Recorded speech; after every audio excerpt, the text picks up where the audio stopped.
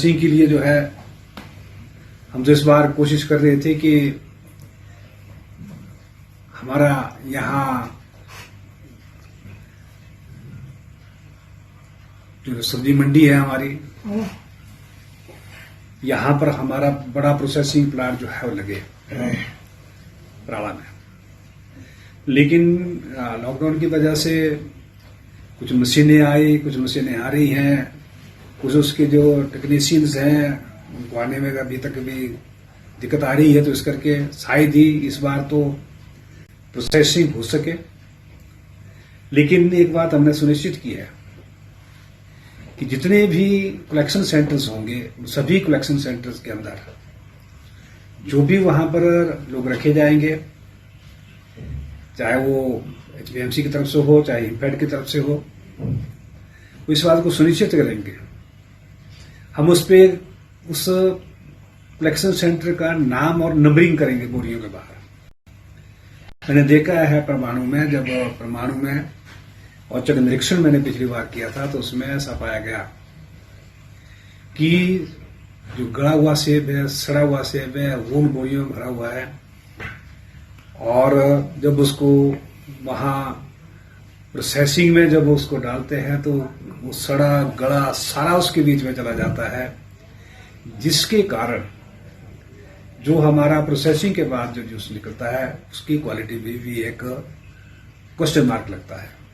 Question mark क्यों लगे? हिमाचल प्रदेश में सेब का जूस तैयार किया जाए, उस पर इंटरनेशनल मार्केट में और इंटरनेशनल मार्केट के साथ साथ पूरे राष्ट्र के बीच में जो है इसको बेचा जाता है, तो उसमें बोरियों में ही किसी प्रकार का सड़ा हुआ सेब नहीं जाएगा।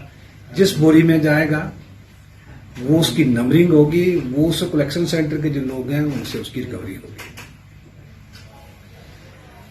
वहां जब प्रोसेसिंग प्लांट के पास बोरियां पहुंचती हैं, ट्रकों से उतरती है, तो वहां पर मैंने एक अजीब सी बात देखी है। वहां पर जो बोरियों से सेब निकालने वाले हैं वो बीच से उन बोरियों को फाड़ते हैं, जबकि वो बोरियां सारी की सारी बोरियां या 90% बोरियां जो है रीयूज हो सकती हैं। हमने कहा है कि हर बोरी जो है वो बड़ी सेफ्टी से खोली जाए, उससे फ्रूट निकाला जाए, उसके बाद जितनी भी बोरियां हैं वो दोबारा कल्ट फ्रूट के लिए वापस जो है वो आए, ताकि उससे भी हमारा कुछ खर्चा जो है कम हो सकता है। इसके अलावा हमने एक और बात कही है आज कि मनाली में सेब जो है वो क्रेट में ला करके जो है वो मंडी में बेचा जाता है। अब मैं उसकी तुलना कर रहा था शिमला और मंडी में जो सेब के बागवान है, वो पहले सेब पेड़ से उतारेंगे, फिर उसको साफ करेंगे, फिर उसकी ग्रेडिंग करेंगे, फिर उसकी पैकिंग करेंगे, फिर उसमें 2 लेयर और एक्स्ट्रा डालेंगे, फिर उसको बाहर से बांधेंगे, फिर उसको गाड़ी में लोड करेंगे और गाड़ी के ऊपर तरपाल डालेंगे। अगर बारिश से पेटी भीग गई तो पेटी की कीमत आधी रह जाती है। हमने कहा इस बार इस प्रयोग को भी शुरू करो। क्रेट में सेब आएगा कुछ जगह ट्रायल के रूप में, उसको ना तो धोने की आवश्यकता है, ना साफ करने की आवश्यकता है, ना तो पेटी में ना ग्रेडर की आवश्यकता है, ना पैकर की आवश्यकता है, ना पेटी की आवश्यकता है, ना ट्रे की आवश्यकता है, ना भरने की आवश्यकता है, ना तो जिस गाड़ी में वो आएगा उस गाड़ी के ऊपर तरपाल डालने की आवश्यकता है। वो ओपन में आएगा और ओपन में बिकेगा। और जब ओपन में बिकेगा तो मैंने मनाली में देखा है कि वो गढ़ में बिकता है। वैसे भी सेब जो है लार्ज मीडियम तो बहुत कम होता है। मैं एक बागवान के नाते कह सकता हूं कि लार्ज और मीडियम कहीं 35 से 40% होता है। बाकी स्मॉल, एक्स्ट्रा स्मॉल और बितू होता है, वो फिर 60 और 65% होता है। जब गड्ढे में हमारा माल बिकेगा तो उसमें चाहे वो बितू है, चाहे एक्स्ट्रा स्मॉल है, चाहे स्मॉल है, चाहे मीडियम है, चाहे लार्ज है, वो इकट्ठा बिकेगा। लेकिन जब पेटी में है तो पेटी में 4 पेटी की कीमत तो अच्छी मिल जाती है,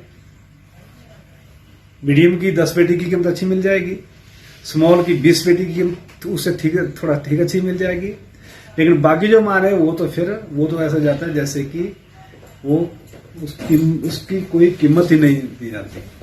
इस करके इस प्रयोग को भी हम आगे बढ़ाने की तरफ जो है बढ़ने की कोशिश कर रहे हैं। आज तो जितने भी ट्रक ऑपरेटर हैं, छोटी गाड़ी के ऑपरेटर हैं, वो इंतजार में है कि कहां से हमारे को ढुलाई के लिए माल मिले। मैं नहीं समझता कि ढुलाई में किसी प्रकार की हमारी को दिक्कत आएगी, लेकिन फिर भी हमने अधिकारियों को आदेश किए हैं कि आप इस सारी व्यवस्था को सुचारू रूप से करने के लिए जो है आप काम करें।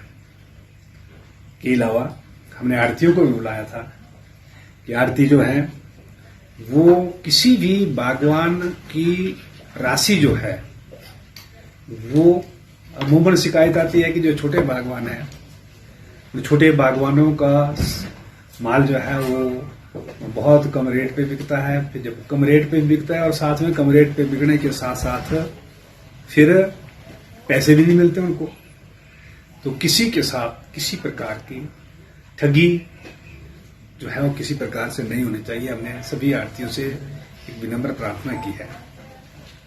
मित्रों,